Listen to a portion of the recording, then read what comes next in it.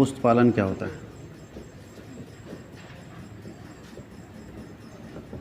Book keeping का मतलब क्या हुआ?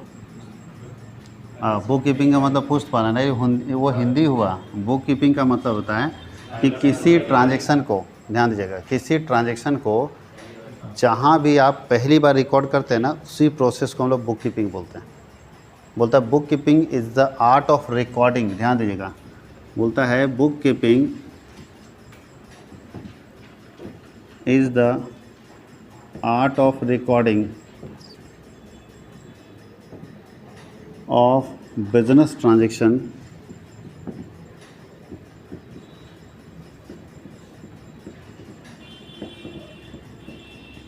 in systematic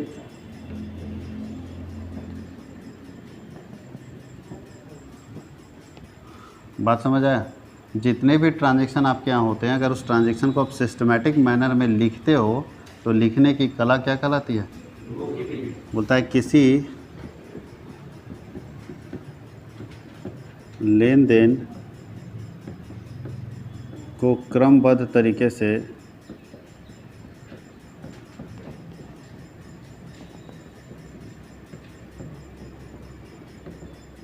लिखने की कला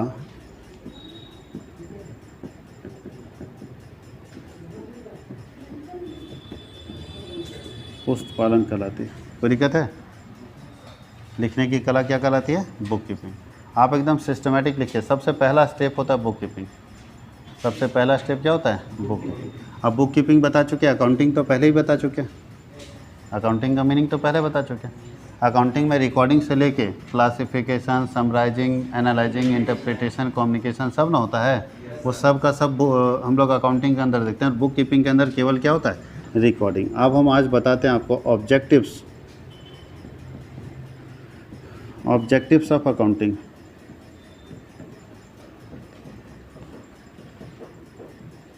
लेखांकन के क्या ऑब्जेक्टिव होगा अकाउंटिंग का? क्यों हम अकाउंटिंग करते हैं हम लोग? तो सबसे फर्स्ट ऑब्जेक्टिव ऑफ अकाउंटिंग क्या है बताइए? क्यों आप एक बिजनेसमैन अपना बिजनेस में हिसाब किताब रखता हुआ? बताइए। सब जानते हो, प्रॉफिट लॉस जानने के लिए, to know about profit and, यही ना जी? लिखते क्यों हैं? ताकि लाभ हानि का जानकारी हो सके, प्रॉफिट हो रहा है कि लॉस हो रहा है। नहीं लिखेंगे तो पता ही नहीं चलेगा। देखो, जो आदमी नहीं लिखता उसको कुछ पता नहीं कि उसको प्रॉफिट हो रहा है कि लॉस हो रहा है। जो लिख के रखेगा उसी को ना पता है कि इतने का सामान लाए, इतने में बेचे, इतना फ़ायदा हुआ। बोलता है लाभ हानि ज्ञात करने के लिए, लाभ हानि की जानकारी के लिए।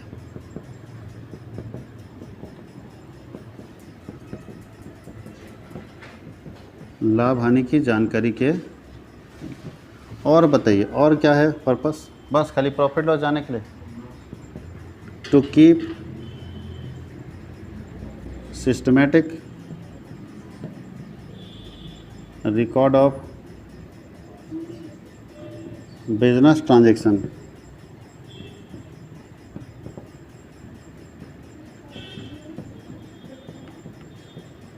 व्यावसायिक लेन देनों का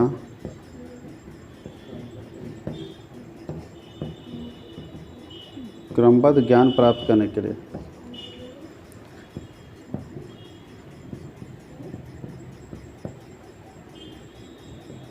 ये क्रमबद्ध ज्ञान क्या होता है? सिस्टमैटिक रिकॉर्डिंग क्या होता है? तो ध्यान दीजिएगा, आप क्या करते हैं बिजनेस में? जब ट्रांजैक्शन को रिकॉर्ड करते हैं तो उसको डेट बाय डेट रिकॉर्ड करते हैं। जैसे कोई आदमी बोलेगा हमारा ट्रांजैक्शन किस दिन हुआ था बताओ, तो नहीं खोल के बता देता कि तुम 13 तारीख को ये काम किया। बैंक क्या करता है? डेट बाय डेट करता है। क्यों करता है? सिस्टमैटिक रिकॉर्ड करने से फ़ायदा ये होगा कि आप चले जाइए बैंक के पास, पूछिए कि 5 अगस्त 2021 को हमने एक ट्रांजैक्शन किया था, बता दो कहाँ है। 1 सेकेंड नहीं लगा, बैंक बता देगा किसको भेजे थे, किसको नहीं भेजे थे। क्यों बता पाया? क्योंकि वो डेट बाय डेट लिखा है, सीरियल में लिखा है। हम लोग क्या करें, उल्टा पलटा लिखोगे तो बता देगा। इसलिए बोलता है जो भी ट्रांजैक्शन रिकॉर्ड करेंगे सिस्टमैटिक करिए। 1 तारीख का पहले, फिर 2 तारीख का कीजिए, फिर 3 तारीख का कीजिए, फिर 4 तारीख का कीजिए। हाँ या नहीं? सबको रिकॉर्ड करेंगे तो उससे फ़ायदा क्या होगा कि ढूंढने में आसान पड़ेगा। अगर सिस्टमैटिक रहेगा तो ढूंढने में क्या होगा? आसान पड़ेगा। और क्या फ़ायदा है बताइए? अच्छा, लिख के रखेंगे तो कोर्ट में प्रूफ के तौर पर काम कर सकता है।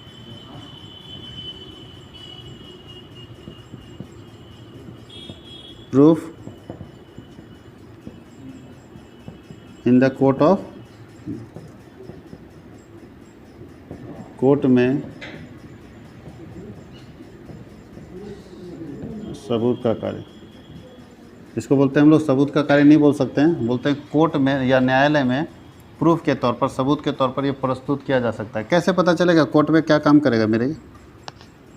तो बताइए, अगर आपने अपने बिजनेस का प्रॉपर अकाउंटिंग रखा है और इनकम टैक्स डिपार्टमेंट गलती से बाय मिस्टेक आपके नाम पर जीएसटी का बिल भेज दिया कि आदमी माल बेचता है और जीएसटी नहीं पे करता, 1 करोड़ का पेनल्टी भेज दिया कि फाइन भरो 1 करोड़ का। अब तुम कभी आज तक मतलब जीएसटी के रेंज में बेचे ही नहीं हो, बहुत छोटा बिजनेसमैन है, जीएसटी तुम्हारे पास है ही नहीं कुछ, और बोल दिया 1 करोड़ का नोटिस कि 1 करोड़ इसका जीएसटी बाकी है, क्या करोगे? कोर्ट जाओगे? जीएसटी के कौन डिपार्टमेंट के साथ तो लड़ नहीं सकते, कोर्ट जाओगे। कोर्ट बोलेगा तुम हिसाब लिखते हो? बोले नहीं सर नहीं लिखते हैं। बोले नहीं लिखते तब कैसे पता चलेगा तुम इतना बेचते हो? हाँ या नहीं? कैसे पता चलेगा? लिख के रखोगे तब ना। अब हम बोले सर हम कसम खाते सर हम कभी इतना ज़िंदगी में बेचे ही नहीं सर, टैक्स इतना कहाँ से देंगे हम? बोला कैसे हम जाने कि तुम नहीं बेचा है? तुम जैसे कसम खा रहे हो वैसे देखो जीएसटी का अधिकारी भी कसम खाने के लिए तैयार है, कैसे हम मानेंगे? लेकिन अगर आपके पास लिखा रहेगा तो कोर्ट को दिखा दीजिए, देखिए सर मेरा हिसाब किताब देख के लगता है कि हम इतना जीएसटी पे करने लायक हैं, ये हमको नोटिस भेज दिया फालतू का। तो याद रखिएगा उसमें कौन बचाएगा? लिख के रखिएगा तब ना, नहीं लिखा रहेगा तो कोर्ट बचा लेगा? नहीं बचाएगा। इसलिए बोलता है कि आप लिख के रखो, कोर्ट में भी सबूत के तौर पर काम दे देता है। और बताइए,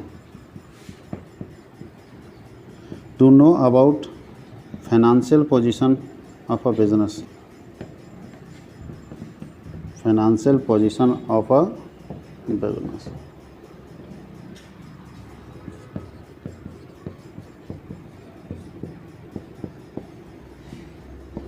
व्यवसाय की वित्तीय स्थिति जानने के लिए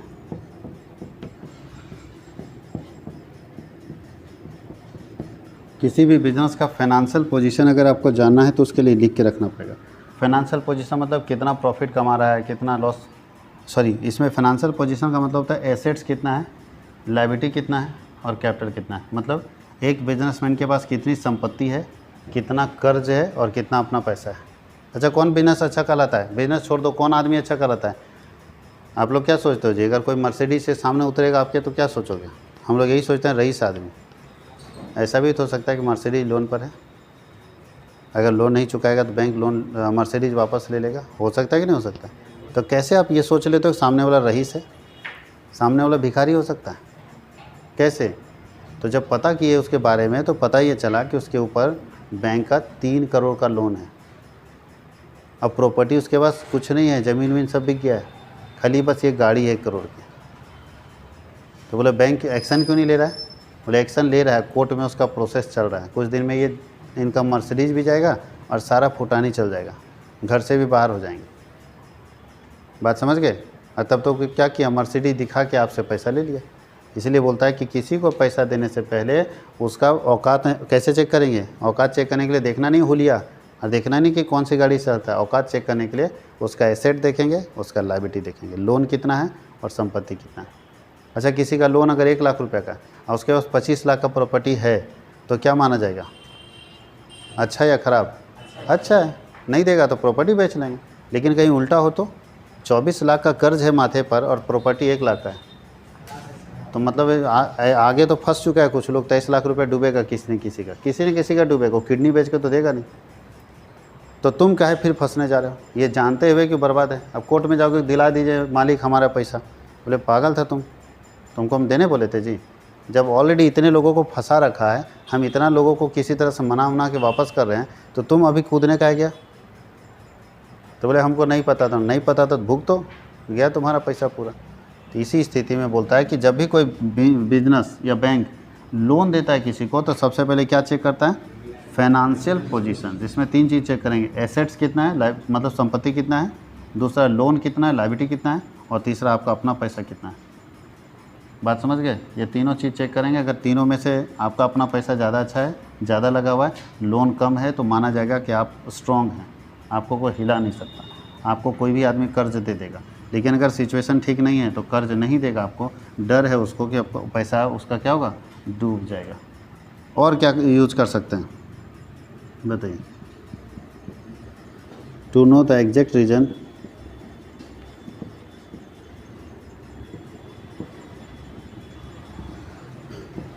लीडिंग नेट प्रॉफिट और नेट लॉस।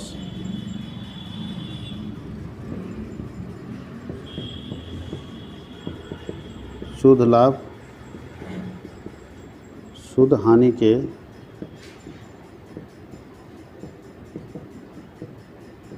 अधिक होने के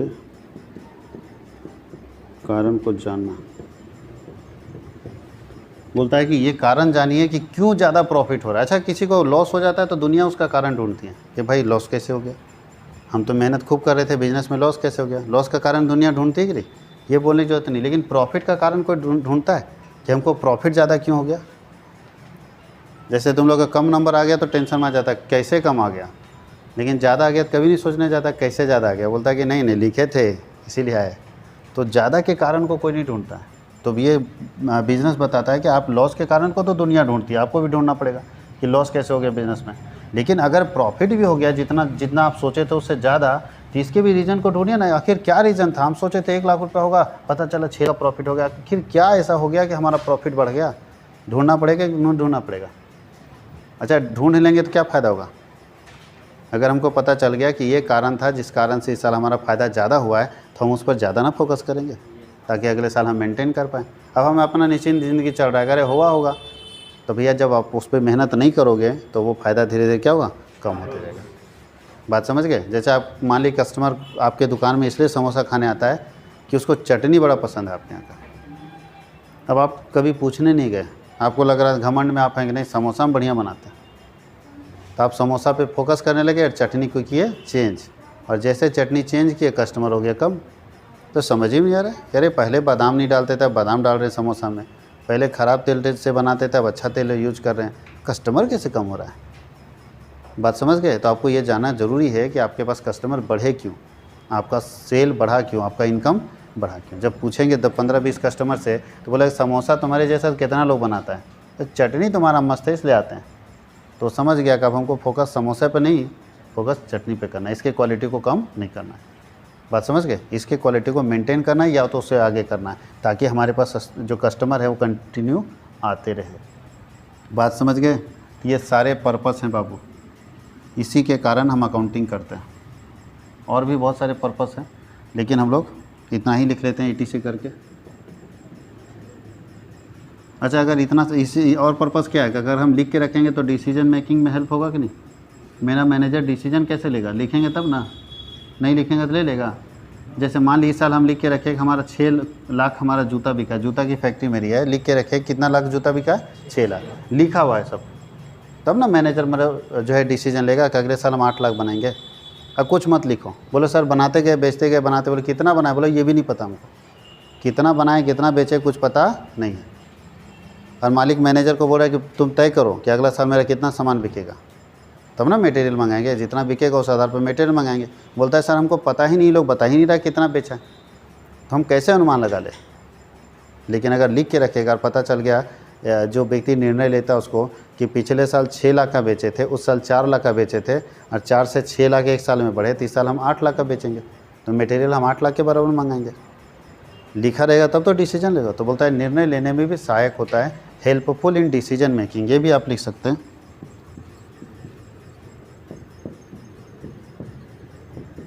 हेल्पफुल इन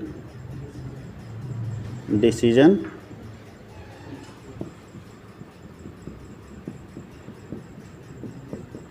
निर्णय लेने में, डिसीजन लेने में भी हेल्पफुल हो जाता है, निर्णय लेने में भी सहायक है। कहीं कोई दिक्कत है, यहाँ तक समझ गए। अकाउंटिंग साइकिल भी हम लोग देख चुके हैं, ये भी देख चुके हैं। अब हम लोग पढ़ेंगे ब्रांचेज ऑफ अकाउंटिंग। उद्देश्य में कहीं कोई दिक्कत है किसी पर्पस में, देख लीजिए पढ़ के। कितने ब्रांचेज अकाउंटिंग पढ़ के हम क्या कर सकते हैं। जैसे कैसे होता है, मेडिकल आप पढ़ने जाते हैं, नीट का तैयारी करते हैं और मेडिकल पढ़ने जाते हैं, तो ब्रांचेज होता है ना, किसके डॉक्टर बनोगे, कान के डॉक्टर, आँख के डॉक्टर, दांत के डॉक्टर, हार्ट का स्पेशलिस्ट बनेगा, किसका बनेगा, जनरल फिजिशियन बनेगा, किसका, कोई एक्सपर्ट एक ब्रांच पकड़ना पड़ेगा ना। तो जैसे मेडिकल के लाइन में घुसने के बाद पूछा जाता है किसके एक्सपर्ट, उसी तरह जैसे हम अकाउंटिंग के अंदर घुसेंगे तो पूछा जाएगा किसके एक्सपर्ट। तो कौन कौन से ब्रांचेज ऑफ अकाउंटिंग है वो देखते हैं। ब्रांचेज ऑफ लेखांकन की शाखाएं।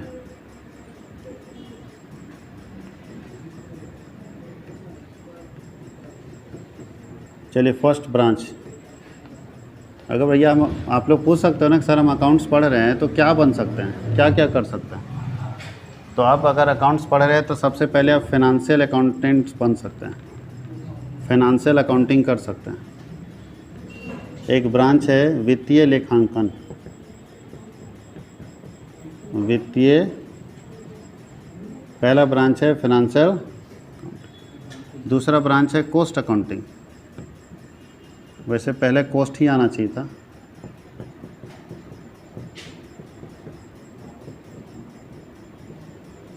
और तीसरा ब्रांच जो है वो क्या है,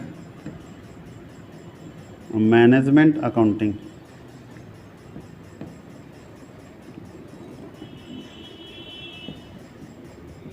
प्रबंध लेखांकन।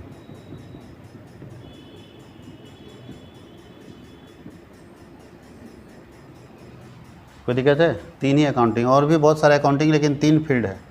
अब कोई बंदा चाहता है कि सर हम अकाउंटिंग जब पढ़ रहे हैं तो अपने को फाइनेंशियल अकाउंटिंग का एक्सपर्ट बनना है, तो फाइनेंशियल अकाउंटिंग का एक्सपर्ट बनने के लिए वो क्या कर सकता है, सीए कर सकता है, चार्टर्ड अकाउंटेंसी का कोर्स कर सकता है। सीए का कोर्स करेगा तो किसका एक्सपर्ट बन जाएगा, फाइनेंशियल अकाउंटिंग का मास्टर बन जाएगा। फिर बैंक का हिसाब किताब हो या किसी का हिसाब किताब कर लेगा। अगर कॉस्ट अकाउंटिंग एक्सपर्ट बनना चाहते हैं तो आपके पास कोर्स है सीएमए। सीए का मतलब होता है चार्टर्ड अकाउंटेंट्स, ठीक है, और सीएमए का मतलब होता है cost and management accountants, cost and management accountants. CMA करके आप कॉस्ट के एक्सपर्ट बन सकते हैं। और अगर हम मैनेजमेंट के एक्सपर्ट बनना चाहते हैं तो आपके पास कोर्स है MBA, master in business administration. MBA करके लोग किसके एक्सपर्ट बनते हैं, मैनेजमेंट के, मैनेजमेंट अकाउंटिंग के मास्टर हो जाते हैं। तो ये आपके पास कोर्सेस हैं जहाँ आप एक फील्ड में जा सकते हैं। यानी 12th के बाद आपके पास ये ऑप्शन रहेगा कि या तो आप अकाउंटिंग के फील्ड में चले जाओ या तो आप मैनेजमेंट के फील्ड में चले जाओ। ये दोनों अकाउंटिंग का फील्ड है और ये क्या है, मैनेजमेंट का फील्ड है। कहीं कोई दिक्कत है, समझ में आ जाएगा। कितने ब्रांचेज हैं, तीन, फाइनेंशियल अकाउंटिंग दूसरा और तीसरा। कोई दिक्कत है, पूछ देता है क्वेश्चन में कि इसमें से कौन सा ब्रांच नहीं है, 4 देगा, तीनों ये सब दे देगा, एक और कोई और नाम दे देगा, तो वो ब्रांच नहीं होगा। ये तीन ही ब्रांच है। फिर से रिपीट करें, कौन कौन ब्रांच है, फाइनेंशियल, कॉस्ट और मैनेजमेंट। फाइनेंशियल, कॉस्ट और मैनेजमेंट, 4 ब्रांच, 3 ब्रांचेज हैं इसके।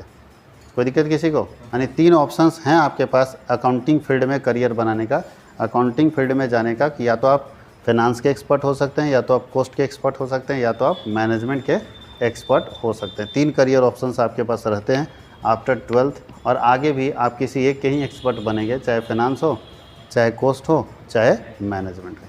कोई दिक्कत है, इसको लिखिए, फिर हम आपको बताते हैं कि यूजर्स ऑफ अकाउंटिंग इन्फॉर्मेशन कौन कौन से हैं, कौन कौन ऐसे व्यक्ति हैं जिनके लिए हमको अकाउंटिंग करना पड़ता है।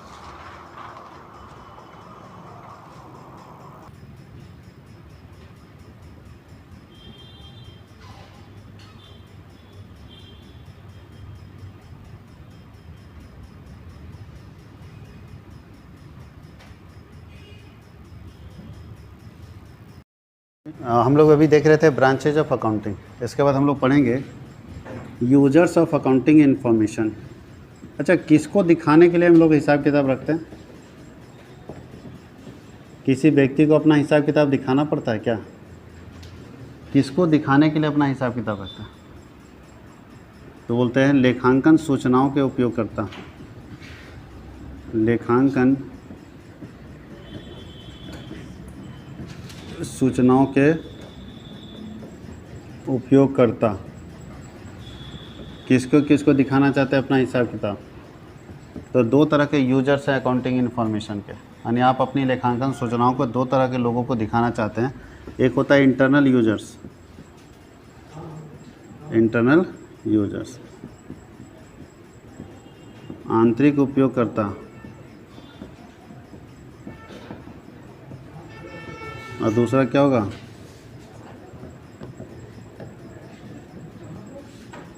External users.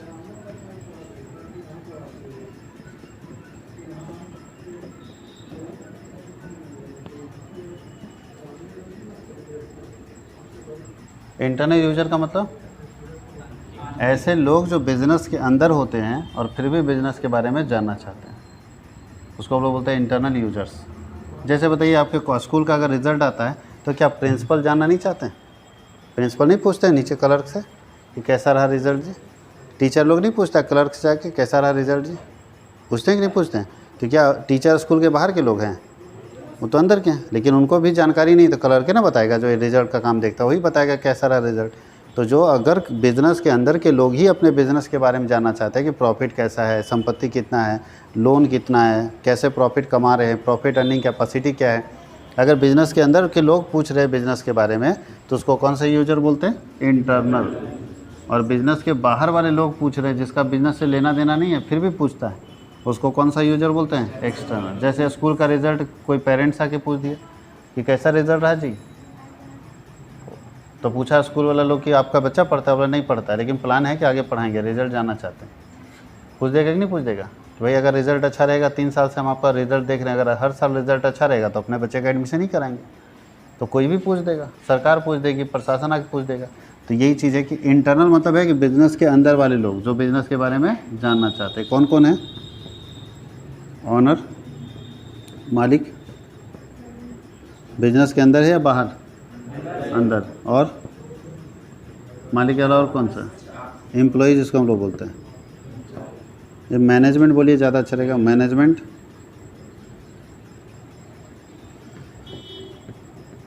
प्रबंध, और एक होता है एम्प्लॉई।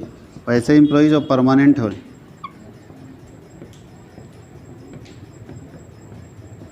परमानेंट एम्प्लॉय जो लगातार काम करेंगे।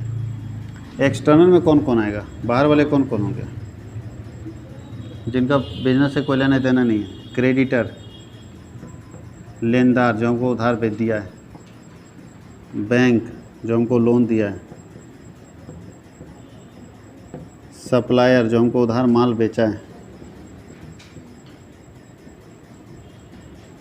इसको हम लोग पूर्तिकर्ता बोलते हैं हिंदी में। और बताओ जी, गवर्नमेंट,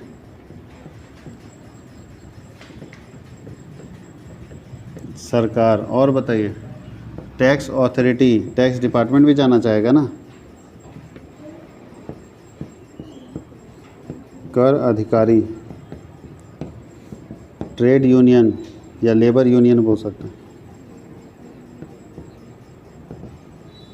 श्रम संघ जो लेबर लोग का यूनियन है वो जानना चाहेगा। स्टॉक एक्सचेंज,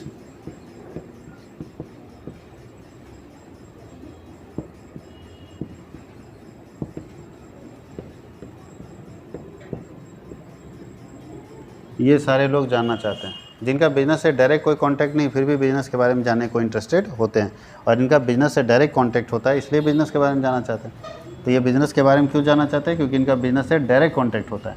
और इनका बिज़नेस से डायरेक्ट कांटेक्ट नहीं होता है, इसलिए इसको हम लोग कौन सा यूज़र बोलते हैं? एक्सटर्नल यूज़र, आउटसाइडर यूज़र बोलते हैं। कौन कौन है एक बार रिपीट कीजिए। क्रेडिटर, मीनिंग देखिएगा, इस तीनों का मीनिंग समझ में आया। मैनेजमेंट का मतलब जो चलाता है, ठीक है, वो भी जानना चाहता है। मालिक जानना चाहता है और एम्प्लॉय जानना चाहता है। यहाँ होता है क्रेडिटर, मतलब जो आपको उधार दिया है। बैंक अगर उधार दिया तो बैंक ही क्रेडिटर हो जाएगा। बैंक लोन दिया तो बैंक जानना चाहेगा ना कि भैया कर्जा दिए तुमको, तुम्हारा परफॉर्मेंस कैसा है।